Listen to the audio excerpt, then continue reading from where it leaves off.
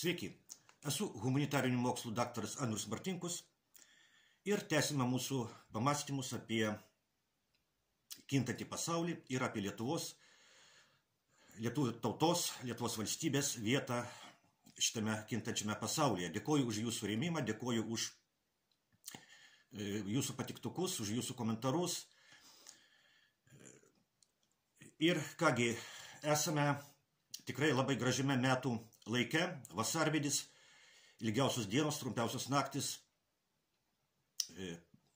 gamtoje labai daug šviesos, maža tamsos ir norisi kalbėti apie gerus dalykus, šviesius dalykus, bet deja visuomeniniame gyvenime, politikoje, pasaulyje ir Lietuvoje yra labai daug tamsos. Pagrindinis dalykas yra tas, kad mus valdo globalius vakarus, valdo dabar karo partija. Ir šitos karo partijos filialas dabar yra ir Lietuvoje, tai yra prezidentūra, tai yra Lietuvos Respublikos Seimas. Taip žmonės prezidentų rinkimuose antrame ture balsavo už Nausėdą prieš Šimonytę, bet deja Nausėda ne tokiu dideliu mastu kaip Šimonytė, bet Nausėda irgi yra karo partijos statytinis, globalios karo partijos statytinis Lietuvoje. Ir šiandien aš norėčiau jums perskaityti tokį labai trumpą straipsnį iš vieno Rusijos portalų. Šitas portalas yra labai rimtas. Tai vienas geriausių portalų, kuris rašo apie geopolitiką. Vadinasi Katechon. Straipsnis labai trumpas, tik 3 pastraipos. Ir šitas straipsnis tikrai nėra propagandinis. Jis nėra propagandinis, todėl kad propaganda yra skirta plačiosios masėms, propaganda yra skirta plauti smegenis tūkstančiams, milijonams žmonių, o šitą straipsnį, šitą tekstą trumpą perskaitys labai mažai žmonių. Perskaitys galbūt keli tūkstančiai intelektualų Rusijoje. Dešiniųjų pažiūrų, tradicionalistinių pažiūrų. Taigi perskaitysiu šitą labai trumpą tekstą, nes jis parodo, kaip iš tikrųjų mąsto kai kurie Rusijos intelektualai. Taigi straipsnis vadinasi Lietuva ruošiasi karui su Rusija. Šalies parlamentas pritarė privalomosios karo tarnybos sugrąžinimui nuo 2026 metų. 18-22 metų jaunuoliai į kariuomenę bus šaukiami 9 mėnesiams. Jau 2025 metais 17-mečiams jaunuoliams bus atliekami medicininiai patikrinimai. 2015 metais Vilnius, motyvuodamas geopolitinės situacijos pablogėjimu, atkūrė šaukimą į karo tarnybą, kuris buvo panaikytas 2008 metais. Iš pradžių buvo teigiama, kad jis įvedamas laikinai 5 metams, siekiant parengti pakankamą rezervą, tačiau po to parlamentas nusprendė, kad šaukimas bus nuolatinis. Dabar tarnybą kariuomenėje siekiama padaryti visuotinę.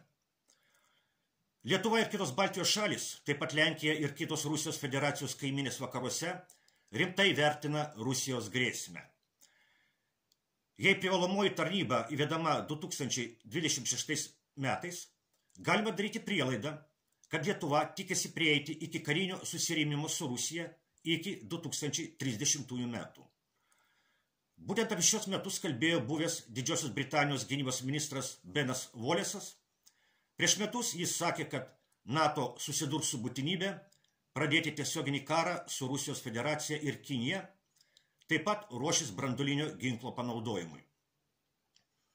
Nepaisant visų vakarų bandymų vaizduoti Rusiją kaip pagrindinę branduolinę agresorę, būtent vakarų šalių žingsniai aiškiai parodo, kas ruošia dingsti branduoliniam karui. Tai iškalbingai patvirtina neseniai atnaujinti Joe Bideno potvarkiai dėl branduolinio ginklo panaudojimo sąlygų. Tačiau Vašingtonas neskuba suduoti prevencinio smūgio. Pirmiausia, jiem reikia paversti visą Europą tikrų mūšio lauku, Būtent todėl Varšuva ginkluojasi, o Baltijos šalis ruošiasi įvesti privalomąją karinę tarnybą. Po Ukrainos hegemonas ruošia naujus iššūkius Rusijai. Štai toks trumpas tekstukas. Ir kartoju, kas čia yra svarbiausia. Svarbiausia yra tai, kad jis nėra propagandinis. Iš tikrųjų, rusai, bent jau didelė jų dalis, masto būtent taip. Jie iš tikrųjų masto,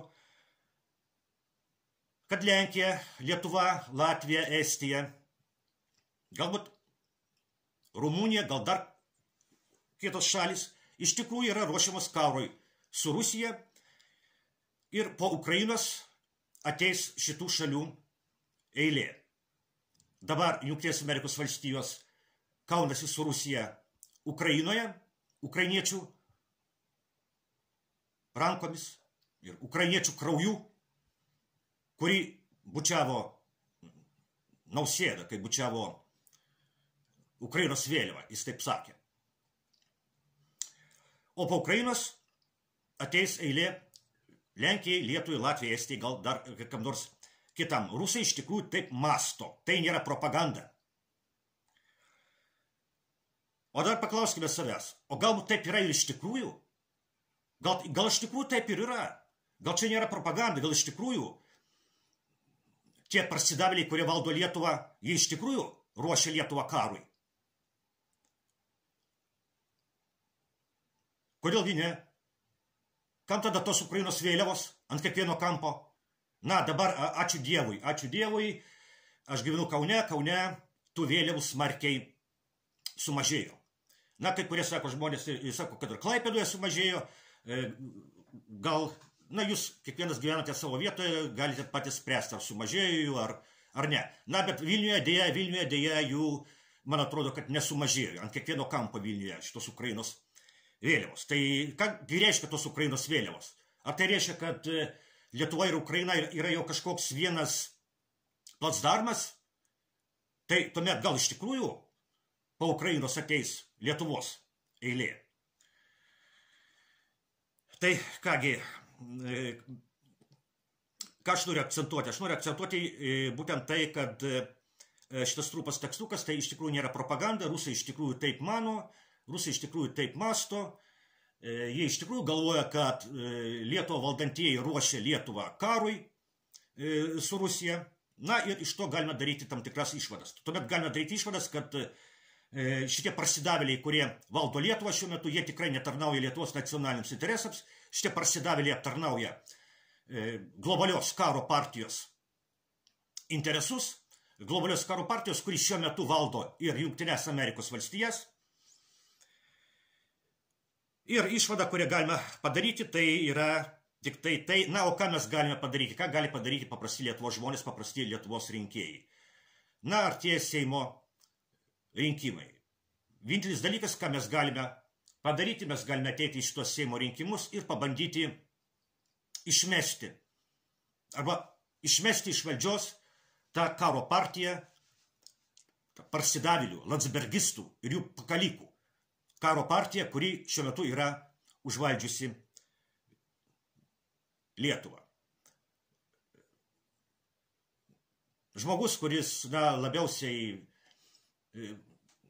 garsiai pasisako už taiką, už diplomatinį sprendimą su Rusija, Baltarusija, Kinija, tai aišku yra Eduardas Vaitkus, jis kol kas nežinome, koks bus jo sąrašas Seimo rinkimuose, bet